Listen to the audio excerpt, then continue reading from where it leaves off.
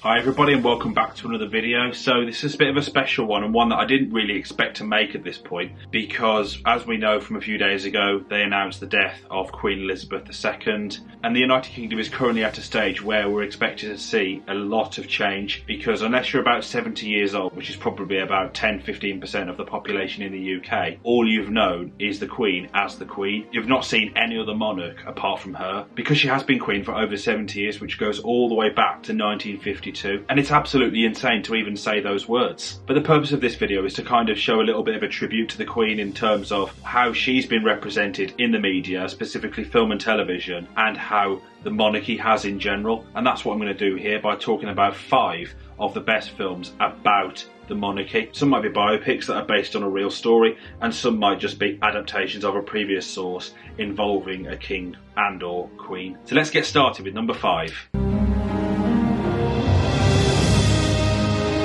Now, this is a film I do remember watching back in 2006 and thinking that, you know what, this was actually really good. And the reason why I enjoyed it was because Helen Mirren was an absolutely fantastic choice to play the Queen. Of course, because she went on to win the Oscar for Best Actress that year. And I think it was just a story that was something that needed to be told, I think, really, because it's obviously about the aftermath of Princess Diana's death and just how the Queen reacted to it and how the public view her. Because I think around that particular time in the mid-90s, the people kind of perceived the Queen as almost like a villain because Diana was loved so much, and that there were conspiracies about why Diana died, and you know, they suspected that the royal family were in on it because she just divorced Charles. And I think what you got from the Queen was that it was of course exaggerated because it's theatrical and Hollywoodized, but at the same time it gave us a little bit of an insight into how it was for the Queen at that particular time. And the film also starred Michael Sheen as Tony Blair, which I thought was a fantastic choice as well. In fact, Blair was the first Prime Minister that I actually remember. And I think watching Sheen on the screen, that wasn't meant to rhyme. I think he just really captured the way that Tony Blair was to the public and how he was towards the Queen, that they really did have a strong relationship. So as I say, it's been a long time since I last watched The Queen, and I probably do need to rewatch it, and now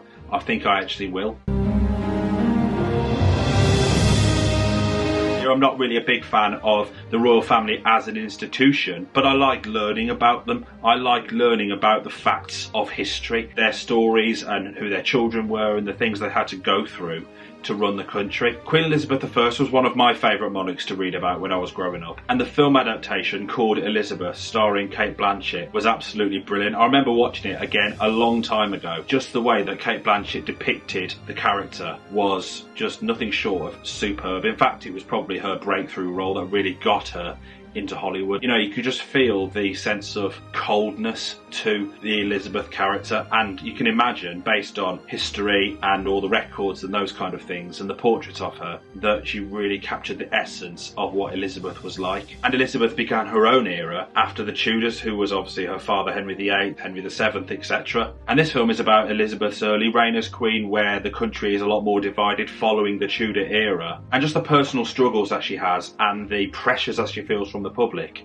to marry someone. And not to mention, it depicts how other people would have seen her from abroad and in country as quite a weak queen. And we saw Cate Blanchett play Elizabeth twice, not just the first film back in 1998, but we saw a sequel called Elizabeth the Golden Age, which focuses on Elizabeth's later years as queen, particularly around the time of the Spanish Armada. But like I say, I do remember watching Elizabeth and Elizabeth the Golden Age years ago. I think I probably watched them both around the same time Golden Age came out, actually, but I think they're both really good films and they both depict history really, really well, with the first one being better, I would say. Now, number 3, I've gone with a film that I find is just so criminally underrated, and that is A Royal Affair. And I remember going to the cinema to watch this and then thinking to myself after seeing it, I really did not expect it to be as good as that, because it really did feel like history, that you were actually in Denmark during that particular time. And the film focuses on the monarch King Christian VII, who reigned from 1766 to 1808, and then afterwards he marries a young girl and he recruits a local physician, and then the physician and the wife slash queen end up having an affair. But I think just the way it was filmed and how it was acted and how it was written really captured history. It really felt like you were watching history in front of you. And just the performance from Mikael Falsgaard, who played King Christian VII, VII. How he did not get an Oscar nomination, I do not know. You could just see that he was clearly unstable. You could see that he was powerful, and also, you know, that he was just a very intimidating person. And it's interesting because sometimes you see these portrayals of kings and queens in films where they are seen as pure, as someone without any flaws at all, and you see in this one a king with many of them, and it kind of opens up a lot more perspective on what King Christian VII was like. And even though they're very well known actors now in Hollywood, I absolutely love the performances from Mads Mikkelsen as the physician Straunchy, and also Alicia Vikander as Caroline Matilda of Great Britain, who was the Queen. And you could really feel the chemistry between them because you felt the sexual and emotional attachment that they had towards each other, while also, of course, because it's an extramarital affair, that it was a forbidden one at the same time. But I think that's a testament to their performance because they were just in love with each other regardless of circumstances, and just the production of it was absolutely brilliant as well. The camera work, the editing, the art direction, the costumes, everything. And it's one of my favourite films of 2012, and it really was a great story about that particular time in Denmark.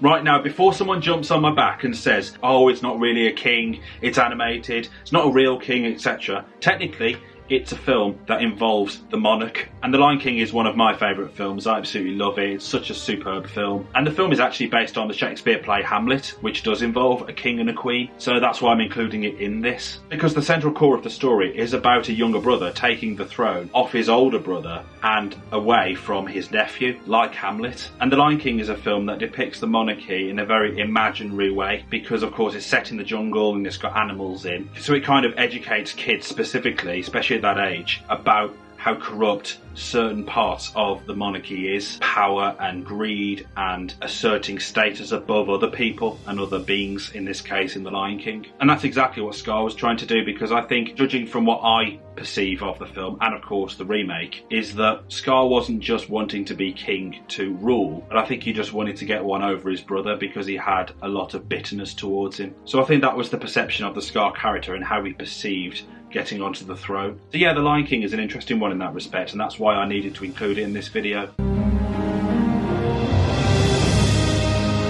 Now, number one, I've gone with what I think is the best film about the monarchy ever, and that's The King's Speech. And it's a film, when it first came out, that received massive critical acclaim. In fact, it went on to win the Academy Award for Best Picture in 2010/2011, when there was already a huge amount of competition going for that award at the same time. It's just absolutely superb. It really is one of the best biopics I think I've ever watched. And just watching The King's Speech, a bit like A Royal Affair, you really felt like you were in 1930s Britain, because it wasn't massively exaggerated, because it wasn't too theatrical, because there was just something about the way that it was directed by Tom Hooper that it just felt raw. It felt like it was really happening, and you could just get to know these characters in a lot more depth. And also, not to mention, it's a film that clicks with the audience in the sense that it's not just a film about the monarchy and the king and queens and the start of World War II. It's also a film about disability and speech impairments. And I think the disability, specifically the stammer that Bertie / King George VI had, is something that was a theme that coincided with the power and the bravery and the commitment that goes into being a monarch. And that huge credit goes to Colin Firth, who went on to win the Academy Award for Best Actor. And they could not have picked anyone better. He got the stammers absolutely perfectly. He really nailed the emotional trauma that he went through when he was young, the fear he had of being king, and also the courage that he took